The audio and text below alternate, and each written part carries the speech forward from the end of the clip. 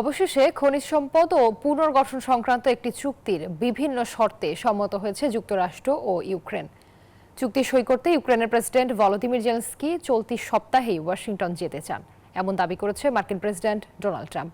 এদিকে রাশিয়াও জানিয়েছে ইউক্রেনের দখল করা অঞ্চলের খনিজ সম্পদের ভাগ যুক্তরাষ্ট্রকে দিতে প্রস্তুত তারা। শেষ পর্যন্ত ইউক্রেনের খনিজ সম্পদে যুক্তরাষ্ট্রের অগ্রাধিকারের চুক্তিতে সম্মত হল কিয়েভ।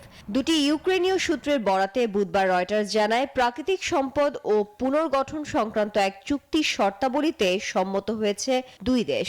অগ্রহণযোগ্য কিছু বিষয় চুক্তির খসড়া থেকে বাদ দেওয়া হয়েছে। চুক্তিটি কিভাবে ইউক্রেনের নিরাপত্তা ও শান্তিতে অবদান রাখবে তা এখন আরও স্পষ্ট হয়েছে বলে জানান এক ইউক্রেনীয় কর্মকর্তা। মঙ্গলবার মার্কিন প্রেসিডেন্ট ডোনাল্ড ট্রাম্পও জানালেন, চলতি সপ্তাহের শেষের দিকে ইউক্রেনের প্রেসিডেন্ট ভলোদিমির জেলেনস্কি চুক্তি স্বাক্ষর করতে ওয়াশিংটন সফর করবেন বলে শুনেছেন তিনি।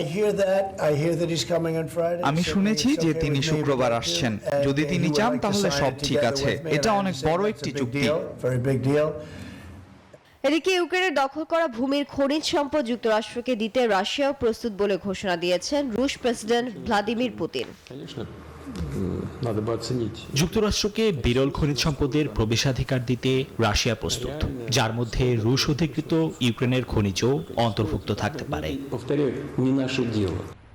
এরই মধ্যে যুক্তরাষ্ট্রের পাশাপাশি ইউক্রেনের খনিজ সম্পদে প্রবেশাধিকার পাওয়ার জন্য একটি চুক্তির প্রস্তাব দিয়েছে ইউরোপীয় ইউনিয়নও। Desk report, news 24।